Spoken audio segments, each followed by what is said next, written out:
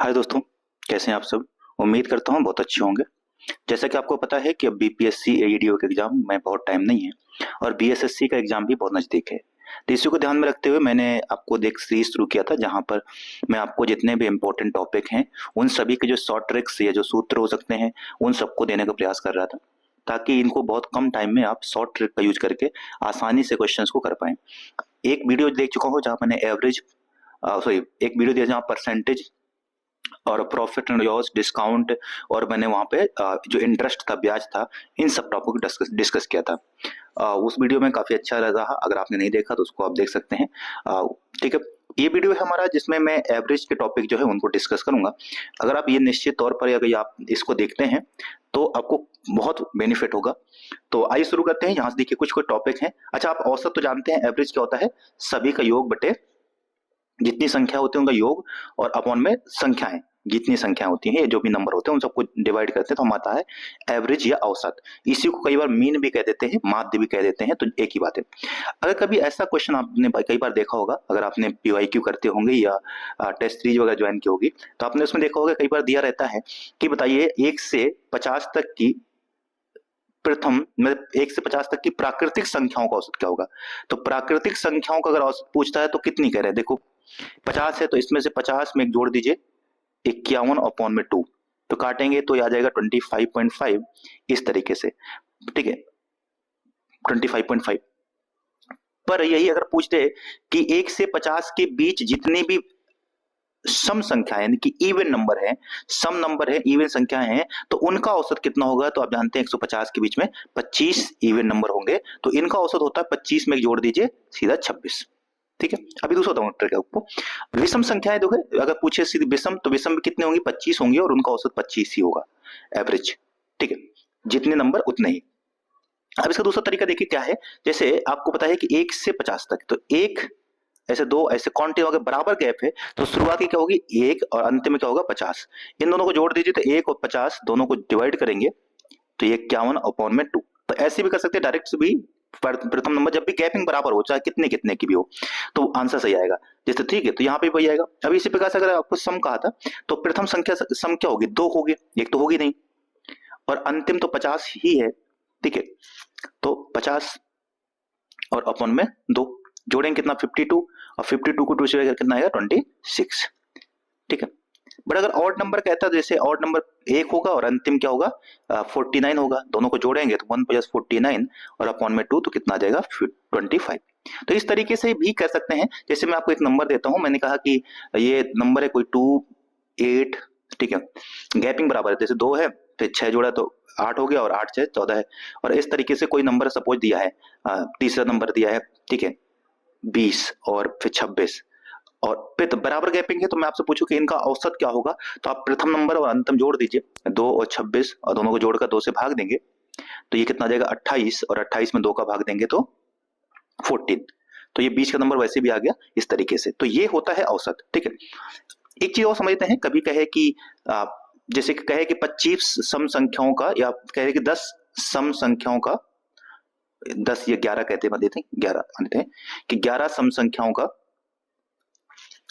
सम संख्याओं या विषम संख्याओं का जो औसत है, या कोई भी नंबर मान सकते हैं, सम या विषम कुछ भी नहीं, ठीक है विषम मान लेते हैं कि विषम संख्याओं का जो औसत है वो मानते हैं 121 है। ठीक है, तो बताइए बीच की संख्या क्या होगी। तो जब आप इसको 121 में सम संख्याओं का जो औसत है इसमें जब भाग देंगे तो हमेशा किस करना आएगा, बीच का नंबर आ जाएगा। जैसे 121 में भाग देंगे तो 11 आएगा, तो 11 ये जो है मिड का टर्म हो गया। अब इसके आगे 5 और इसके पीछे 5 होंगी, तो 5 संख्या इसके आगे होंगी, 5 इसके पीछे होंगी। तो ऐसे कई बार पूछता है, जैसे कह देता है कि 5 संख्याओं का जो औसत है, 5 प्राकृतिक संख्याओं का जो औसत है वो मान लेते हैं कि 30 दिया हुआ है, तो पूछेगा कि यानी कि पांचवी संख्या क्या होगी। ठीक है, या मतलब ठीक है, तो अब आप जैसे 5 से भाग देंगे 6 आएगा, 6 यानी कि ये बीच की संख्या होगी, तो इसके आगे 2 संख्या होंगी, इसके पीछे 2 संख्या होंगी। तो 6 7 और 8 ये 2 आगे हो गई, और 6 के नीचे 5 और 4, तो सबसे बड़ी संख्या क्या हो गई 8, सबसे छोटी संख्या क्या हो गई 4। तो इस तरीके के क्वेश्चन भी आते हैं। तो ये हो गया, आपको यहाँ से समझना है। तो औसत के ये क्वेश्चन हो गए। ठीक है, ये सूत्र याद कर सकते हैं आप यहाँ से एवरेज के। दूसरा है, कभी कभी क्वेश्चन कहते हैं कि यदि x संख्याओं का औसत y है, जैसे मैं कहूं कि 10 संख्याओं का जो औसत है वो कितना है 25 है। अब मैं कहूं प्रत्येक संख्या में, सभी में, प्रत्येक संख्या में मैं अगर आपको कहूं कि 5 जोड़ देता हूं तो नया औसत क्या होगा? तो अगर 5 जोड़ दिया तो 25 में सीधा 5 जोड़ दीजिए तो 30 होगा नया औसत।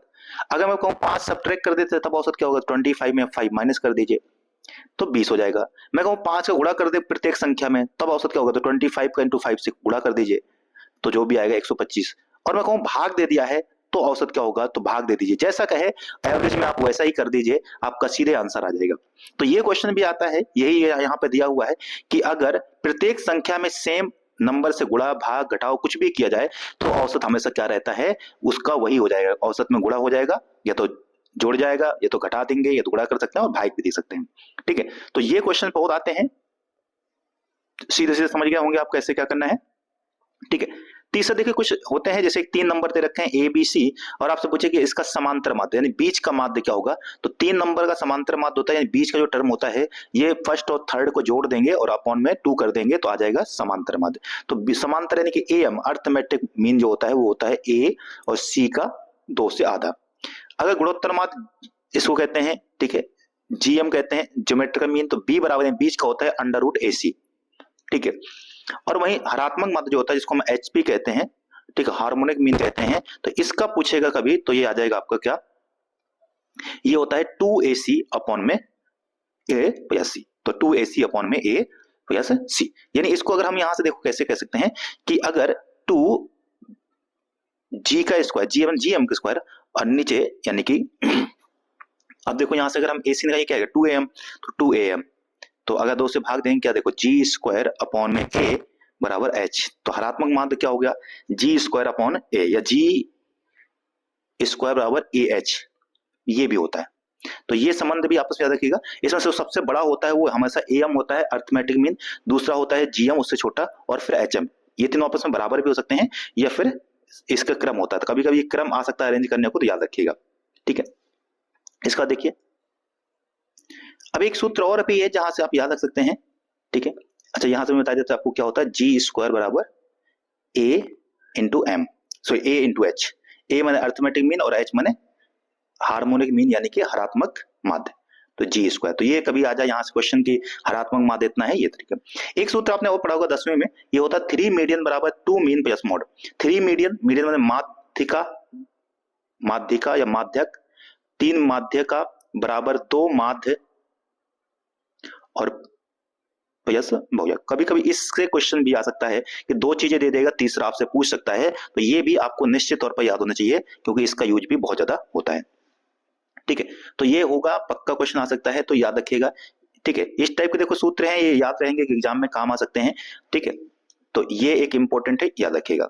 ठीक है, जैसे मैं कहूं कि जो मीडियन है यानी कि मीडियन दे दूं मैं आपको कहूं 10 और मैंने आपको मीन कह दिया कि मीन यानी माध्य दे दिया 12 और आपसे कहा कि बताइए मॉड कितना होगा।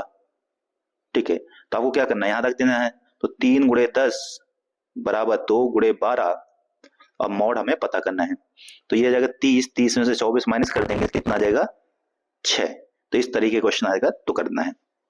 ठीक है, अब एक चीज और भी होता है, मान लीजिए कि कोई व्यक्ति है समान दूरी को या एक समझिए कि एक डिस्टेंस है ये एक्स, वो जाता x किलोमीटर पर आवर की स्पीड से है और आता है वापस y किलोमीटर पर आवर की स्पीड से। मान गया कितना 20 के स्पीड से और वापस आया कितने के 25 की स्पीड से, 30 मान लेते 30 की स्पीड से वापस आया। तो आपसे पूछेगा कि बताइए औसत स्पीड क्या होगी, एवरेज चाहिए कितना होगी? तो 2x इंटू वाई अपॉन में x प्लस वाई, मतलब 2 गुणे 20 गुणे 30, ऊपर गुणा कर दीजिए नीचे जोड़ देंगे तो 50। ठीक है, ये जीरो काट देंगे, 5 6 30, 6 बार में कट गया, तो 4 6 24, तो 24 किलोमीटर पर आवर।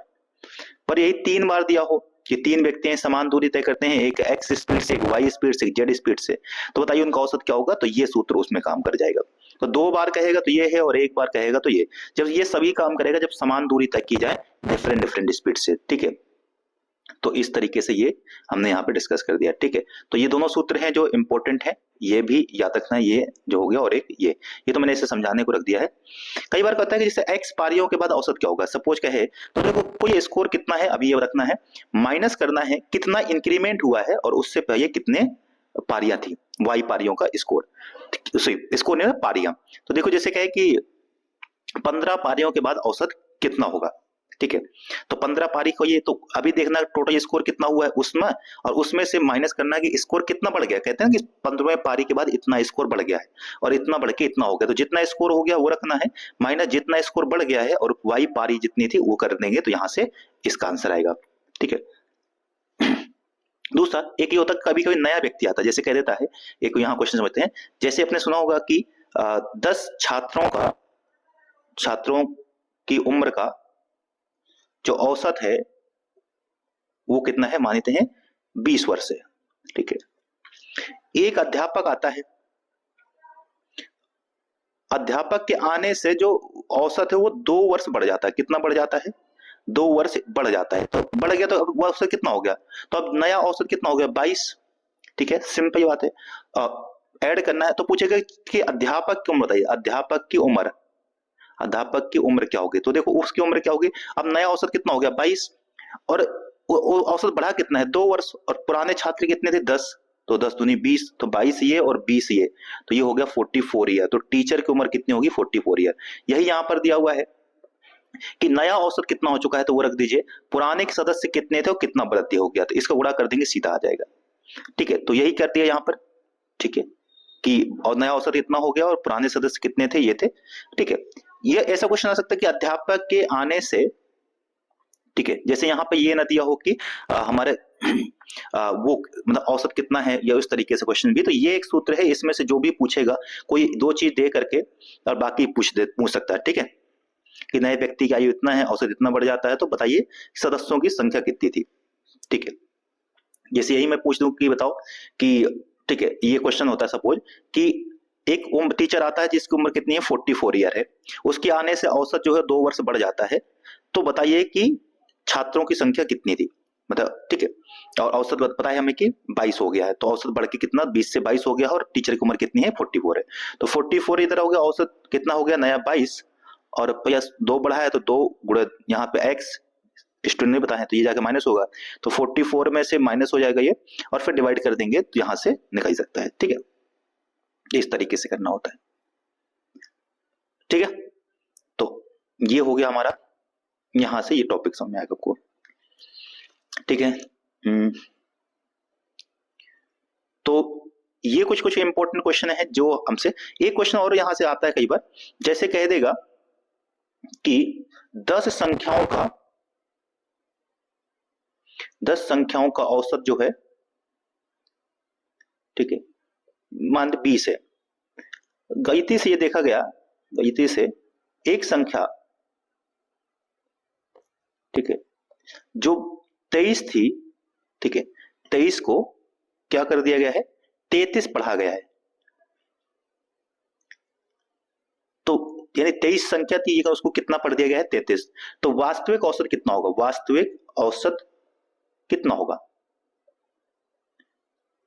अब देखिए ध्यान से कि एक तो ये में संख्या तो 23 थी, पर बढ़ कितना दिया 33, कितना अधिक पढ़ दिया गया 10, इसका 10 बढ़ गया होगा तभी जाके औसत 20 हुआ होगा, तो वैसे तो औसत कम होना चाहिए ना, नंबर बड़ा है, तो ये तो 20 और माइनस जितना वृद्धि जो एक्स्ट्रा है वो, और डिवाइडेड बाई कितनी संख्याएं हैं 10, तो 10 से भाग देंगे तो ये आ जाएगा 20 - 1 मीन्स की 19, तो इस तरीके से। और इसका अपोजिट कहते हैं कि 33 को 23 पढ़ दिया गया है, तो उसमें क्या होगा औसत बढ़ जाएगा, तो वही 20 और प्लस 10 अपॉन में 10, तो कितना 21 वर्ष हो जाएगा सीधा।